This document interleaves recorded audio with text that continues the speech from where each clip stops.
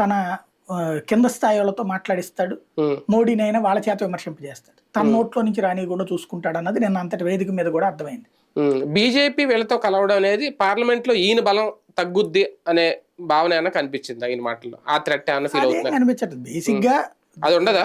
ఏది బీజేపీ భయం అంతర్లీనంగా ఉంటది, బయటికి చెప్తారు అది వాళ్ళు ముగ్గురు కలవడం వల్ల నాకు ఇట్ అయిపోతుంది అనేసి. అంటే పార్లమెంట్ సీట్ల మీద ఎఫెక్ట్ కూడా ఉండదా? మొన్న అంటే ధీమాగా 22 కొట్టేశారు, ఇప్పుడు ఆ ధీమా తగ్గుతుంది కదా కొంచెం ఎంతైనా. ప్రాక్టికల్ లో ఒకటే, ఆ శక్తి భారతీయ జనతా పార్టీకి ఉందనుకుంటే అదే పోటీ చేస్తుంది కదా.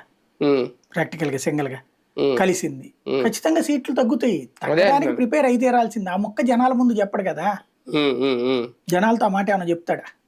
చెప్పడు కదా. అంటే చంద్రబాబు గారు జోబులో ఉంది జాతీయ పార్టీ అంటే దాని అర్థం అదేనేమో. దానికి దీనికి అసలు సంబంధం ఏముంది?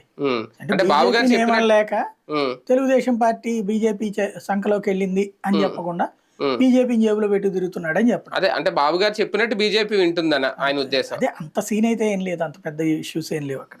ఆయన చెప్పినట్టు ఏమైనా నడుచుకుంటుంది అనేది. ఎందుకు మేనిఫెస్టో వాయిదా వేశారా, లేదంటే రేపు 17వ తారీఖున వీళ్ళ సభ ఉంది కాబట్టి కావాలని ఆగారా? ఏమనుకోవాలి?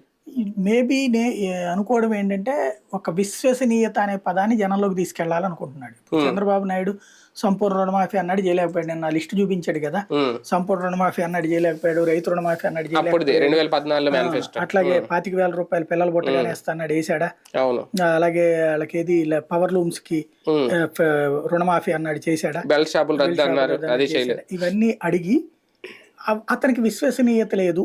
నేనైతే నవరత్నాల్లో 99% చేశాను, 1% అంటే మద్య నిషేధం కాన్సెప్ట్ వస్తుంది అది అని చెప్పుకుంటూ వస్తున్నాడు.